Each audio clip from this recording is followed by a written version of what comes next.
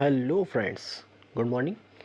आज की एक अच्छी खबर से मैं क्लास स्टार्ट करने वाला हूँ कि आज से मैंने लेक्चर सीरीज़ स्टार्ट कर दी है आईआईटी जैम और गेट मैथमेटिक्स के लिए, एमए वाले के लिए, एमए कोड के लिए, मैथमेटिक्स के लिए क्लासेस स्टार्ट हो गई हैं। आज से न्यूली बैचेस पे स्टार्ट हो गई हैं, क्लासेस चलेगी, रेगुलरली चलेगी। आप ये मत सोचिए कि क्लासेस ब्रेक होगी, रेगुलर चलेगी। और मैं ये बता देता हूँ कि इन दोनों एग्ज़ाम की जो टेंटेटिव डेट्स हैं वो कब हैं, आप लोगों को पता हो? कमेंट बॉक्स में कमेंट करके बताइए कब है।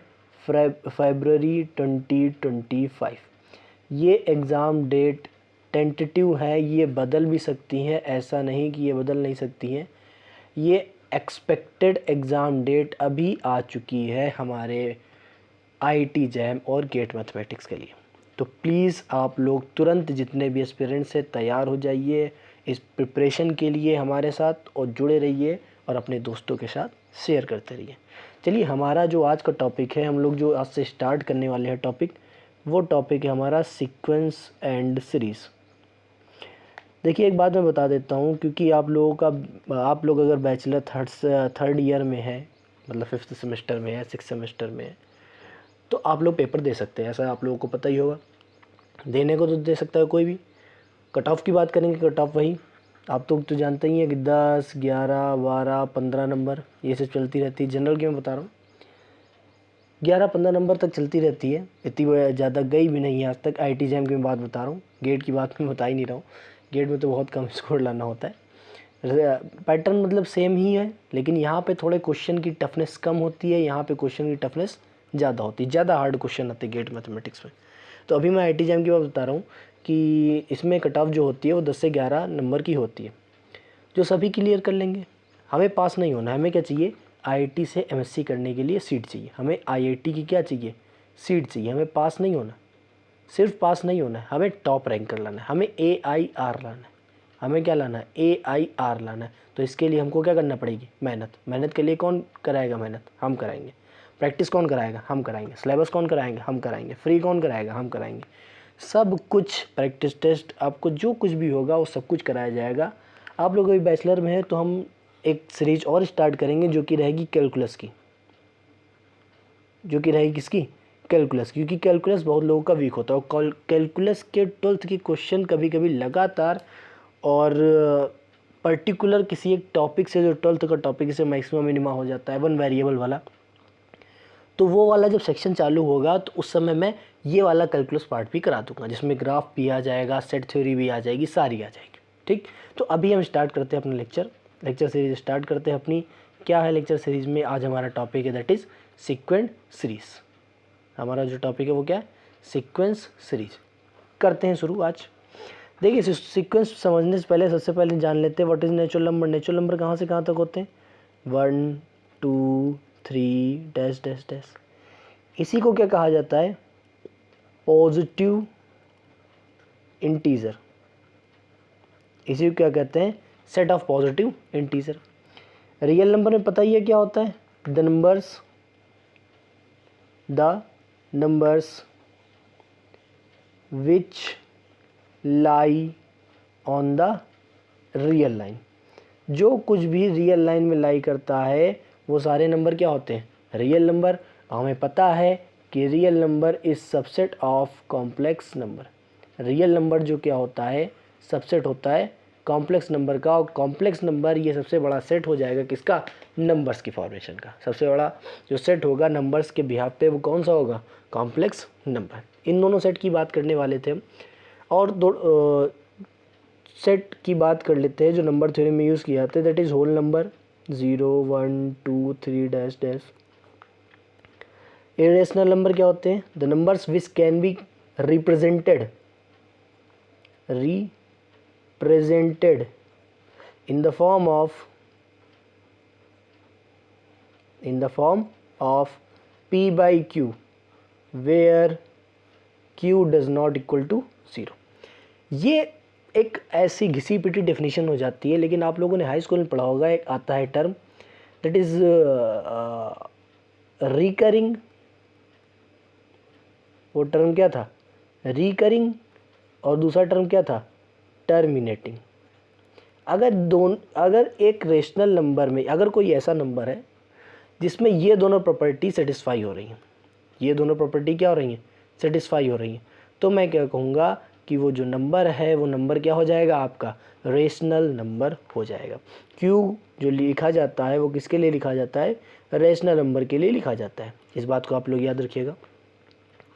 अगला जो आता है क्यू कॉम्प्लीमेंट। क्यू कॉम्प्लीमेंट का मतलब क्या होता है, यूनिवर्सल सेट माइनस का सेट, यही वाला तो फॉर्मूला होता है।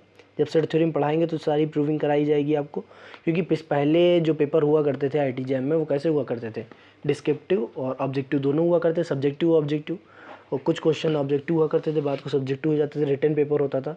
तो ऐसे हम लोगों को लिखने की आदत डालनी पड़ेगी, जिससे हम लोग अगर IIT से जब MSc करेंगे तब भी वहाँ पे हमें लिखने में कोई प्रॉब्लम ना हो कि क्वेश्चंस को कैसे फ्रेम किया जाता है, आंसर को कैसे फ्रेम किया जाता है, आंसर को कैसे लिखा जाता है। इस चीज़ को भी करने के लिए हम प्रैक्टिस करेंगे आराम से, ठीक।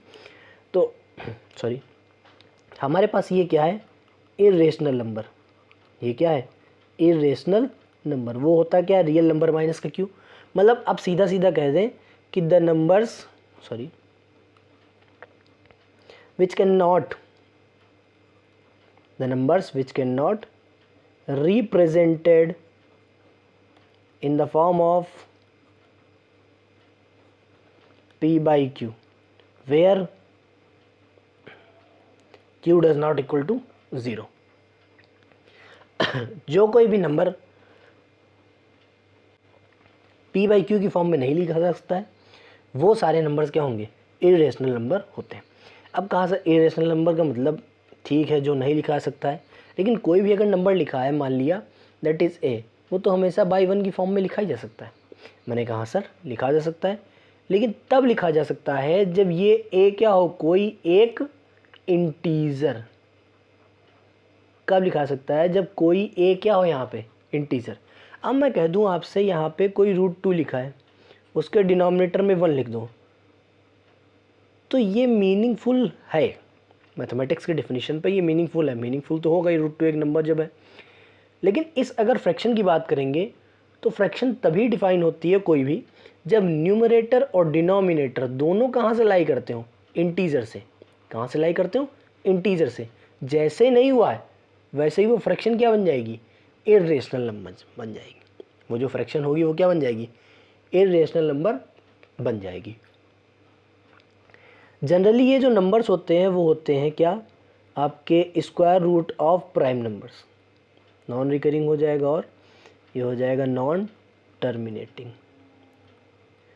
जनरली ये जितने भी नंबर्स होते हैं वो कैसे नंबर्स होते हैं, ये होते हैं मतलब स्क्वायर रूट ऑफ, ये generally these numbers are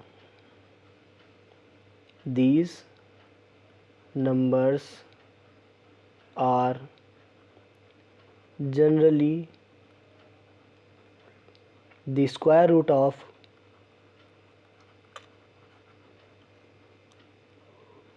prime integer. Generally ये नंबर्स क्या होते हैं, कोई ना कोई प्राइम इंटीजर स्क्वायर रूट होते हैं किसी ना किसी प्राइम इंटीजर के, ठीक। तो अब देखिए यहाँ पे सेट की थोड़ी सी बात होगी। अब स्टार्ट करते हैं अपना जो टॉपिक हम लोग पढ़ने वाले थे। टॉपिक जो हमारा था वो नया था। कौन सा टॉपिक था, वो था सीक्वेंस। वो जो टॉपिक था वो क्या था, सीक्वेंस। क्या कहता है कि अ फंक्शन f फ्रॉम n to r, इस चीज़ का बहुत ख़ास ध्यान रखेंगे कि जो यहाँ पे आपका डोमेन होगा और जो को डोमेन होगा वो होगा क्या। यो अ फंक्शन f फ्रॉम n to r is called a sequence. इसे क्या कहा जाता है, एक सीक्वेंस कहा जाता है ऑफ रियल नंबर्स। ये सीक्वेंस काहे का है, ये सीक्वेंस आपका बन जाता है सीक्वेंस ऑफ रियल नंबर। इसी सीक्वेंस को जिसका रेंज सेट क्या होता है, रियल नंबर, ये पता है आपको, एक फंक्शन जो डिफाइन होता है फ्रॉम डोमेन टू कोडोमेन होता है। आराम समझिएगा इस बात को कोई फंक्शन अगर डिफाइन आपको दिख रहा है तो वो क्या होगा, डोमेन टू कोडोमेन। फंक्शन एक मैप तभी होता है जब, आराम सुन लीजिएगा, जब every element of first set having unique image in second set. ठीक, हमेशा याद रखना कि कोई भी एलिमेंट फर्स्ट सेट में अगर है तो अगर उसकी यूनिक इमेज बन रही है कहाँ पे, सेकेंड सेट में, तो वैसा मैप क्या होगा, हमेशा के लिए एक फंक्शन होता है। अब जैसे कोडोमेन की बात करी तो कुछ एलिमेंट्स ऐसे हो सकते हैं कोडोमेन में जो इस वाले फंक्शन के इमेज ना बन रहे हो। मतलब मेरा ये है कि हमारे पास फंक्शन एक मशीन होती है आराम से देखिएगा, सॉरी हटा ही देता हूँ। फंक्शन हमारे पास एक मशीन है, देखिए कैसी मशीन है ये एक मशीन है। यहाँ पे क्या होता है, ऑपरेशन काहे का, फंक्शंस वाला, fx यहाँ पे बनेगा। यहाँ से कोई इनपुट दिया जाएगा, उस इनपुट को कहा जाता है x, और यहाँ से कुछ आउटपुट निकलता है, उस आउटपुट को कहा जाता है y, या फिर उसी को कह देते हैं क्या, fx, या फिर कह देते हैं क्या, यहाँ से यहाँ तक गया है तो ये मिरर का काम करेगा, तो इसी को कह देते हैं, ये वाला जो आउटपुट आएगा ये क्या होता है, इमेज ऑफ x। ये क्या हो जाता है, इमेज ऑफ x। क्या यहाँ तक आपको कोई दिक्कत? प्लीज़ आप लोग अगर वीडियो लेक्चर देख रहे हैं तो प्लीज़ वीडियो को लाइक करें, सब्सक्राइब करें और शेयर करें दोस्तों के साथ, और कोई भी डाउट हो तो आप बेझिझक पूछ सकते हैं, कोई दिक्कत नहीं। तो कोडोमेन में कुछ ऐसे एलिमेंट बच सकते हैं जो इसकी इमेज ना हो। तो यहाँ पे जो भी फंक्शन का रेंज आएगा कि range of a function is always subset of their codomain, वो हमेशा क्या होगा, सबसेट होगा। वो भी किसका होगा, अपने कोडोमेन का सबसेट होगा। ये हमारे पास इंपॉर्टेंट प्रॉपर्टी बन जाती है आपके पेपर पॉइंट ऑफ व्यू से नहीं, बट खाली समझने के बेसिस पे। ठीक, तो हमारे पास ये वाला जो सीक्वेंस है, दैट सीक्वेंस कहाँ गया, ये जो सीक्वेंस है, that sequence is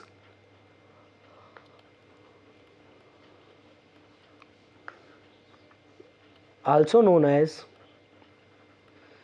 real sequence. अब ये वाला सीक्वेंस जो हमें कहलाता है वो हमें क्या कहलाता है, रियल सीक्वेंस भी कहलाता है। कोई दिक्कत? आगे देखते हैं। अब इसको लिखेंगे कैसे सर? भाई लिखना भी तो पड़ेगा, कैसे लिखेंगे? Generally it is represented by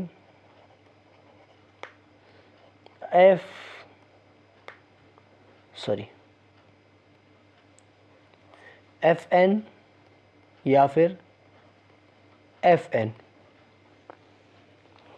ये इसको रिप्रेजेंट करने के तरीके हैं, मतलब दोनों में से किसी तरीके लिखा जा सकता है, या फिर एक और तरीका लिख सकते हैं आप कि F सफिक्स में N। ये ज़्यादा आजकल चलता है, वैसे तो ये भी लिखा सकता है, ये भी लिख सकते हो, कोई दिक्कत नहीं है, ये ज़्यादा चलता है आजकल, ट्रेंड में है, ये समझ सकते हैं। ठीक, तो जनरली इसको हम ऐसे रिप्रेजेंट करते हैं। ठीक, जैसे मैंने कहा कि एग्जांपल के तौर पे मैंने ले लिया FN बराबर कहीं लिख दिया N, सो दियर सीक्वेंस क्या बनेगा, सीक्वेंस सर बन जाएगा क्या, N।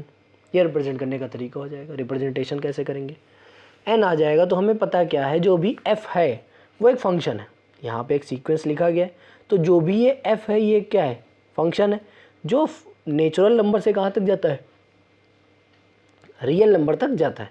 तो हम लोग रखेंगे क्या, हम लोग रखेंगे n की वैल्यू कहाँ से स्टार्ट होगी, नेचुरल नंबर में 1, फिर n की वैल्यू 2, फिर n की वैल्यू 3, फिर n की वैल्यू 4 डैश डैश डैश।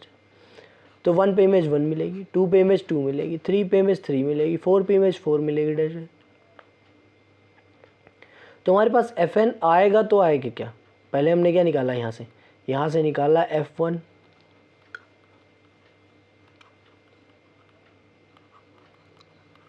सारे F4 तक निकाल लिए, ठीक। तो हम लिखेंगे कैसे, देखिएगा आराम से,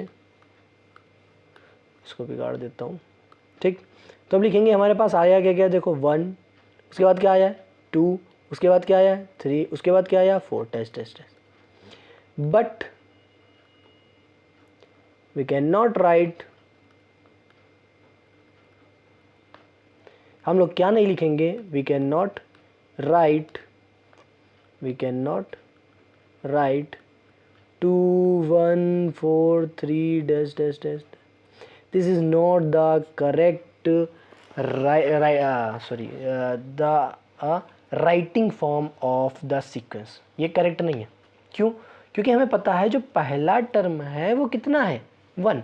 सीक्वेंस में order matters in sequence, order matter करता है सीक्वेंस में,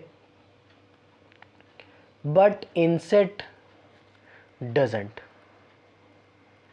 सेट में कभी भी कोई प्रकार का ऑर्डर मैटर नहीं करता है, बट यहाँ पे हमें ऑर्डर मैटर करेगा। ऑर्डर अगर आपका जो मतलब ऑर्डर का मतलब है जिस सीक्वेंस में लगा है, पहला वाला पहले ही रहेगा, दूसरा वाला दूसरे पे ही रहेगा, तो वहाँ पे वो क्या बन जाएगा, सीक्वेंस का आपका डिफाइनिंग नेचर आ जाएगा, ठीक। तो FN है, वैल्यूज़ रख देंगे, तो ये हमारे पास क्या आया, सीक्वेंस का यहाँ पे एक्सपेंडेड फॉर्म। यही तो एक्सपेंडेड फॉर्म है, यही एक्सपेंडेड फॉर्म लिखना है। अब जैसे मैं अगला लिखना चाहूँ, एग्जाम्पल नंबर नेक्स्ट क्या कहता है, मैं अगर अगला लिखूँ, अगला क्या लिखूँगा देखिएगा, बहुत ही फेमस एग्जाम्पल है ये वाला कि -1 to the power n, जिसको आता हो वो प्लीज़ मेरे साथ करें, जिसको नहीं आता है वो सिर्फ मुझे ही देखें, ठीक। सबसे पहले हमें पता है जो n लिखा होगा वो n कहाँ से बिलोंग करेगा सर, नेचुरल नंबर से। जो n लिखा है इस वाले जगह पे, तो n क्या बिलोंग करेगा, नेचुरल नंबर को। तो नेचुरल नंबर को जब बिलोंग करेगा तो हम नेचुरल नंबर रखेंगे, नेचुरल नंबर रखेंगे तो वैल्यू क्या आएगी, n बराबर 1 रखा है तो वैल्यू कितनी आएगी, -1 to the power 1। n बराबर 2 रखा, सॉरी 1, n बराबर 2 रखा तो -1 to the power 2, n बराबर 3 रखा तो गुड, n बराबर 4 रखा तो -1 to the power 4, ऐसे ही डैश डैश डैश डैश चलता चला जाएगा। तो हमारे पास सीक्वेंस क्या आएगी, वो आएगी क्या, -1 +1 -1 +1, ये हमारे पास क्या आ जाएगी, सीक्वेंस आ जाएगी। बट हम इसको ऐसे नहीं लिख सकते, but it can not be represented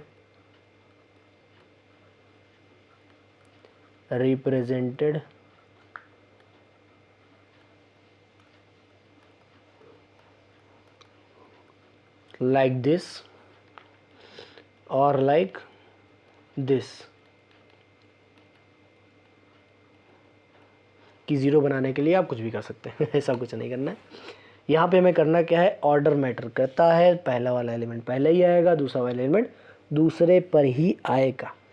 इस चीज़ को कई सारी फॉर्म में लिखा जा सकता है, जैसे अभी मैंने बताया कैसे लिखा था, FN के फॉर्म में लिखा, ठीक।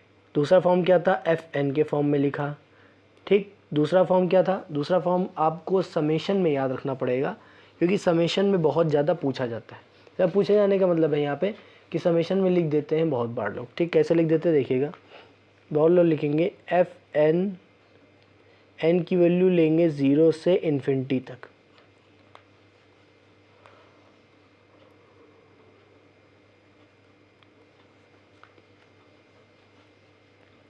ये हमारे पास रिप्रेजेंटिंग मेथड, वो भी किसके, सीक्वेंस के जनरल टर्म के, ठीक। तो ये हमारे पास बहुत इंपॉर्टेंट आपका कॉन्सेप्ट हो गया है, वो कैसा, सीक्वेंस का, ठीक। अब बात करते हैं हम अगले जो टर्म है उसकी, वो टर्म है अपना रेंज ऑफ सीक्वेंस। वो टर्म अपना है, वो टर्म क्या कहलाता है, रेंज ऑफ सीक्वेंस। अब रेंज ऑफ सीक्वेंस की बात करेंगे तो इसका मतलब क्या है, सीधा मैं अगर लिखना चाहूँ तो द आउटपुट्स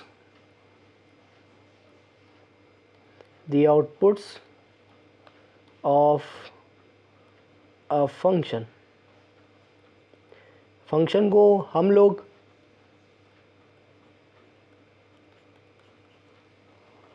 मशीन भी कह सकते, कोई दिक्कत नहीं।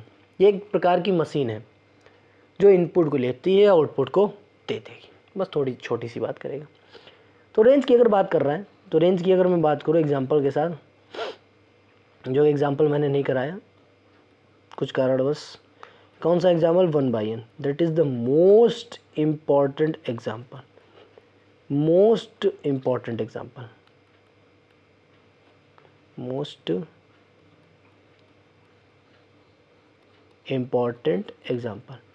ये हमारा एक मोस्ट इम्पॉर्टेंट एग्जाम्पल है जो कि आता है, आया हुआ है, वो आता रहता है, कहीं ना कहीं से इसको मतलब उखाड़ लिया जाता है, कैसे भी करके आ ही जाता है। सॉल्व करेंगे। n बराबर क्या रखेंगे 1 तो कितना आएगा 1, n बराबर कितना रखेंगे 2 तो कितना आएगा 2, n बराबर 3 रखेंगे कितना आएगा 3, कितना 4 रख दिया, 5 रख दिया, 7 रख दिया 7।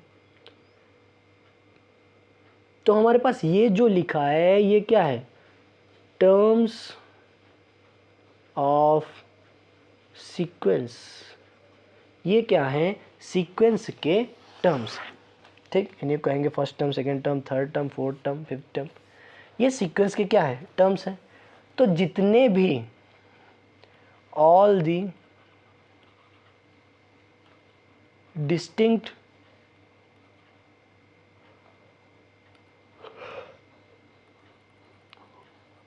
Output from the sequence is called range of sequence। वो हमारे पास क्या होगा, रेंज ऑफ सीक्वेंस, ठीक। जो भी डिस्टिंक्ट आउटपुट आएंगे सीक्वेंस में से वो सब क्या कहलाएगा, रेंज ऑफ सीक्वेंस। वो सारा का सारा क्या होगा, रेंज ऑफ सीक्वेंस। ये हमारा था रेंज ऑफ सीक्वेंस। कैसे, ये सारे टर्म्स हैं, यही सारे टर्म्स, कोई रिपीट तो हो नहीं रहा है, तो यही सेम वैल्यूज़ को अगर सेट की फॉर्म में दे देंगे तो सेट वाले फॉर्म में देने से वहाँ नहीं खाया, वहाँ का जो एलिमेंट्स होंगे, सेट वाले जो भी एलिमेंट्स हैं, सीक्वेंस वाले जो भी एलिमेंट्स हैं, वो सेट में रख दिए गए अगर, तो ये क्या बन जाएगा, रेंज सेट ऑफ सीक्वेंस। ये वाला जो सेट है वो क्या बन जाएगा, रेंज सेट ऑफ सीक्वेंस। अब थोड़ा एग्जांपल्स कर लेते हैं, कैसे करेंगे देखिएगा। एक एग्जांपल है बहुत बढ़िया, -1 to the power n divided by n। इसका मैं अगर एक्सपेंशन करूं, मतलब एक्सपेंड करके लिखूं, सबसे पहले n की वैल्यू कितनी आएगी 1, जैसे ही 1 रखूँगा वैल्यू कितनी आएगी -1, 2 रखा तो 1/2, 3 रखा तो 1/3, 4 रखा तो 1/4 dash dash dash dash. Alternate plus minus plus चलेगा ही, छोटी सी बात है, अल्टरनेट प्लस माइनस चलेगा। अब यहाँ पे कोई भी क्या एलिमेंट रिपीट हो रहा है, पहले हमें ये बताओ, क्या कोई भी एलिमेंट रिपीट हो रहा है, नहीं सर, रिपीट तो नहीं हो रहा। तो जब रिपीट हो ही नहीं रहा है तो हम ये कह सकते हैं कि ये सारे क्या हैं, all the terms of sequence are मैं कह सकूँगा क्या, आर डिस्टिंक्ट। हमारे ये सारे टर्म क्या है, डिस्टिंक्ट। तो ये पूरा का पूरा जो सेट बन जाएगा -1, 1/2, माइनस का 1/3, 1/4 dash dash dash dash dash, ये क्या बन जाएगा, रेंज सेट ऑफ कहेगा सीक्वेंस का। ये क्या बन जाएगा, range set of a sequence बन जाएगा। यहाँ तक किसी कोई दिक्कत। अगले प्रश्न की अगर बात करेंगे, अगला प्रश्न क्या आ जाएगा, n/n+1। n की वैल्यू रखेंगे कितना आएगा, वो कहाँ से स्टार्ट करते हैं, 1 से, फिर कहाँ से स्टार्ट करेंगे, नहीं याद है, अरे यार याद करना पड़ेगा। n के बाद की वैल्यू 1 के बाद 2 आती है, याद नहीं क्या, 2/3, 3/4 डैश डैश डैश डैश। इसको देख के ही ऑब्जर्व लग रहा है कि न्यूमरेटर भी एक बढ़ देगा, डिनोमिनेटर भी एक बढ़ेगा, तो नंबर जो बनेगा वो भी आपका एक बढ़ेगा की बात नहीं कर रहा हूँ मैं, डिफरेंट होगा पहले वाले से। जब पहले वाले से डिफरेंट है तो यहाँ भी लिख सकते हैं क्या, कि all the terms of sequence are distinct. ये सारे टर्म्स क्या आपस में डिस्टिंक्ट, तो ये सारे के सारे एलिमेंट क्या बन जाएंगे, रेंज ऑफ सीक्वेंस। ये सारे के सारे एलिमेंट क्या बन जाएंगे, रेंज ऑफ सीक्वेंस। अगला जो है वो हमारा है -1 to the power n, that is very very very very most important. तुम्हारे पास जो आएगा वो क्या आएगा, सेट में नहीं, पहले सीक्वेंस में लिख देता हूँ, ये सेट का रिप्रेजेंटेशन दे देगा 1 -1, फिर सॉरी पहले क्या आएगा, पहले आएगा आपका 1 रखने पे -1, फिर आएगा 1, फिर आएगा -1, फिर आएगा 1 dash dash dash dash close. अब यहाँ पे इनफाइनाइट नंबर्स ऑफ एलिमेंट आ रहे हैं, तो यहाँ पे मैं लिख सकता हूँ कि all the terms of sequence, all the terms of sequence are not distinct.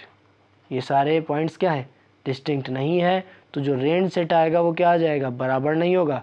इसको लिखेंगे range of sequence, range set sequence का क्या होता है, वो आएगा -1, 1। मतलब जो भी मशीन जो चीज़ का ऑपरेशन करा के आउटपुट दे रही है, उस आउटपुट्स में अगर कोई सेम चीज़ है तो वो एक बार, अगर डिफरेंट चीज़ें हैं तो जितनी बार लिखी हैं उतनी बार आ जाएंगी। तो इस वाले सेट में क्या बन जाएगा, रेंज सेट बन जाएगा किसका, सीक्वेंस का। ठीक, तो आज हम लोगों ने क्या पढ़ा है, आज क्योंकि स्टार्टिंग है तो बड़ी बड़ी क्लासें मैं नहीं ले रहा हूँ, लगभग आधे घंटे की क्लास ये हो चुकी है, इसलिए मैं ज़्यादा नहीं लेना चाहता हूँ। तो मैंने सीक्वेंस पढ़ लिया, सीक्वेंस में बहुत अच्छे टॉपिक पढ़े हैं, ये वाले टॉपिक पढ़ लिए सीक्वेंस में। ठीक, अभी सीरीज़ की बात मैं करना ही नहीं चाहता हूँ, सीरीज़ में करना ही नहीं चाहता हूँ, क्योंकि पहले आप सीक्वेंस समझिए तब आपको सीरीज़ समझ में आ जाएगी। ऑर्डर मैटर करता है, सीक्वेंस में पहले जो एलिमेंट आ रहा है वो पहले लिखा जाएगा, जो बाद में एलिमेंट आ रहा है वो बाद में लिखा जाएगा। ठीक, अगला जो टॉपिक था उनमें बता दिया हमने रेंज क्या होगा, रेंज भी याद रखिएगा, कोडोमेन के बराबर भी हो सकता है, उसका सबसेट भी हो सकता है। कोडोमेन क्या हो सकता है, रेंज आपका कोडोमेन सबसेट होता है रेंज का। ठीक, रेंज कभी भी कोडोमेन का सबसेट नहीं होता है। एंड दूसरी पॉसिबिलिटी बन जाएगी कि रेंज बराबर हो जाए किसके, कॉम्प्लेक्स सेट के, कॉम्प्लेक्स नंबर के सेट के, सॉरी कोडोमेन के सेट के रेंज जो होगा वो कोडोमेन के सेट के बराबर भी हो सकता है, और रेंज कोडोमेन का सुपरसेट भी हो सकता है। दो कंडीशन बन जाएगी। ये रेंज आ गया, रेंज हम लोगों ने कई सीक्वेंस के निकाल के देख लिया है। तो मिलेंगे अगली क्लास में, तब तक के लिए गुड बाय।